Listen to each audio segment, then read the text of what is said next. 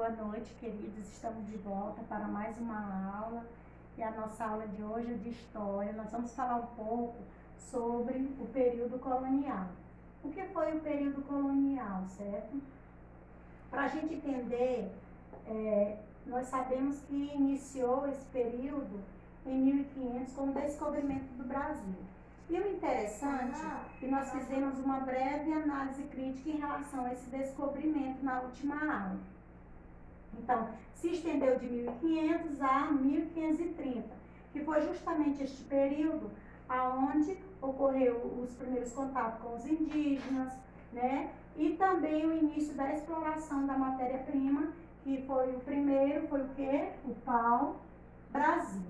Nós também podemos recordar que foi justamente nesses 30 anos que houve fortes conflitos entre os povos indígenas, né, e os portugueses. Porque quando eles começaram em relação à exploração do pau-brasil, os indígenas eles não queriam esse trabalho, né, escravos, ser obrigados a fazer. Então, a partir daí começou os conflitos entre eles e eles começaram, de alguma maneira, capturá-los e escravizá-los para poder fazer esse trabalho. E em 1530, iniciou o controle, de fato, da colônia. Mas como? Como nós sabemos, quando eles vieram, né, para o Brasil e ocuparam essa área, por que eu estou marcando aqui para vocês? Porque nós falamos na última aula sobre o Tratado de Tordesilhas, que foi um tratado entre os portugueses e os espanhóis em relação ao território brasileiro. Então, o que foi que eles fizeram? Para que eles pudessem ter o domínio sobre esse território, eles criaram o governo geral, onde o primeiro governador geral foi Tomé de Souza. A partir daí, o governo português, o rei de Portugal, ele criou as capitanias hereditárias. O que seriam as capitanias hereditárias? Eram 14 lotes de terras que eram divididos e repassados, né, para as pessoas de confiança do rei, aonde essas pessoas elas não podiam vender, certo? Eles não podiam vender, e sim passar para o filho, certo? Era como se fosse melhor. E o filho também não podia vender, podia passar para o seu filho seguinte, ok? E assim eles manteriam nesse lote de terra. A partir daí, essas capitanias poucas se desenvolveram, que tem uma em destaque que é a de São Vicente, onde hoje está localizado São Paulo. Mas por que, professora? Aí eu cito, né, tinham as bandeiras e as estradas, que é um exemplo. Quem eram eles? Eram expedições, certo? Expedições que eles iam em busca de adentrar ao território, né? Adentrar o território. A partir daí, eles iam em busca de capturar indígenas, de encontrar riquezas, né? E explorar essas riquezas para eles levarem para Portugal. A partir daí, começa o ciclo econômico do ouro, que aí eu cito como exemplo Minas Gerais, né? Que foi um dos lugares onde, inclusive, ocorreu uma revolta, né? A Inconfidência Mineira, que é um dos assuntos que nós ainda vamos trabalhar, e se desenvolveu economicamente de uma maneira onde todos dos outros lugares, eles vinham, né, migravam para cá em busca, né, dessa riqueza, né, de conseguir um dinheiro a mais, não é isso? Muito bem.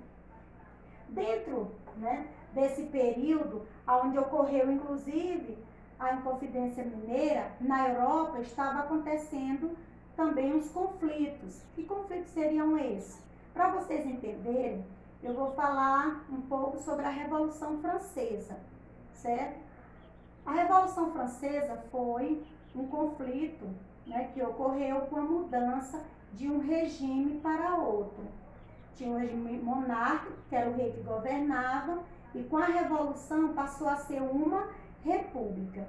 Isso ocasionou uma revolução no mundo todo, porque era um mundo monárquico, onde quem governava eram imperadores, eram reis, então eles não queriam essa mudança, né? Porque república é o povo que governa, é o povo que escolhe quem eles querem colocar lá. Então eles não queriam, porque eram reis, imperadores, eles tinham poder absoluto sobre todo o povo. Então não era isso que eles queriam.